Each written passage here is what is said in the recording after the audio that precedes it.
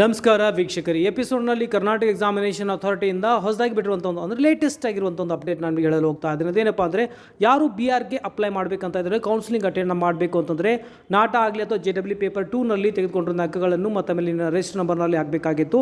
ಮತ್ತು ಯಾರು registration ಮಾಡಿಲ್ವೋ ನಾಟಕ್ಕಾಗಿ registration ಮಾಡಬೇಕಾಗಿತ್ತು.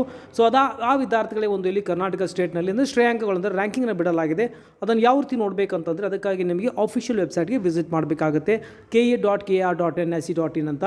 ಸೊ ನಿಮಗೆ ಆಫಿಷಿಯಲ್ ವೆಬ್ಸೈಟ್ಗೆ ಹೋದಾಗ ಈ ರೀತಿ ನಿಮಗೆ ಹೋಮ್ ಪೇಜ್ ಓಪನ್ ಆಗುತ್ತೆ. ಸೊ ಈ ರೀತಿ ನಿಮಗೆ ಒಂದು ಲಿಂಕ್ ಕಾಣುತ್ತೆ, ನಾನು ನಿಮಗೆ ಸ್ಕ್ರೀನ್ ಮೇಲೆ ತೋರಿಸ್ತಾ ಇದ್ದೀನಿ. UGCET 2020 ಆರ್ಕಿಟೆಕ್ಚರ್ ಶ್ರೇಯಾಂಕಗಳು ಅಂತ ಅದರ ಮೇಲೆ ನೀವು ಕ್ಲಿಕ್ ಮಾಡಿದ ನಂತರ ನಾನು ನಿಮಗೆ ತೋರಿಸ್ತಿರುವ ಹಾಗೆ ಸ್ಕ್ರೀನ್ ಓಪನ್ ಆಗುತ್ತೆ. ಈ ರೀತಿ ಪೇಜ್ ಓಪನ್ ಆದಾಗ ನಿಮ್ಮ CET ನಂಬರ್ನ ಕರೆಕ್ಟಾಗಿ ಎಂಟ್ರಿ ಮಾಡಿ ಮತ್ತು ಡೇಟ್ ಆಫ್ ಬರ್ತ್ನ ಕರೆಕ್ಟಾಗಿ ಎಂಟ್ರಿ ಮಾಡಿ ನೀವು ಸಬ್ಮಿಟ್ ಮಾಡಿದಾಗ ನಿಮಗೆ ನಿಮ್ಮ ಇಲ್ಲಿ ಆರ್ಕಿಟೆಕ್ಚರ್ಗೆ ಸಂಬಂಧಪಟ್ಟ ಹಾಗೆ ನಿಮ್ಮ ರ್ಯಾಂಕಿಂಗ್ ಇಲ್ಲಿ ಡಿಸ್ಪ್ಲೇ ಆಗುತ್ತೆ. ಈ ರೀತಿ ನೀವು ನಿಮ್ಮ ಆರ್ಕಿಟೆಕ್ಚರ್ ರ್ಯಾಂಕಿಂಗ್ನ ಇಲ್ಲಿ ನೋಡ್ಕೊಳ್ಬೋದು. ಇದಾಗಿತ್ತು KEA ಲೇಟೆಸ್ಟ್ ಅಪ್ಡೇಟ್. ಸೊ ಇದೇ ರೀತಿ ನಿಮಗೆ ಅಪ್ಡೇಟ್ಗಾಗಿ ನೀವು ಚಾನಲ್ಗೆ ಸಬ್ಸ್ಕ್ರೈಬ್ ಮಾಡ್ಬೋದು ಹಾಗೂ ಬೆಲ್ ಬಟನ್ ಪ್ರೆಸ್ ಮಾಡಿ ಮುಂದೆ ಅಪ್ಲೋಡ್ ಮಾಡುವಂಥ ವೀಡಿಯೋಗಳ ನೋಟಿಫಿಕೇಷನ್ಗಾಗಿ. ಮತ್ತೆ ಸಿಗೋಣ ಮತ್ತೊಂದು ಎಜುಕೇಷನಲ್ ಅಪ್ಡೇಟ್ನೊಂದಿಗೆ. ಅಲ್ಲಿವರೆಗೂ ಟೇಕ್ ಕೇರ್, ಬಾಯ್.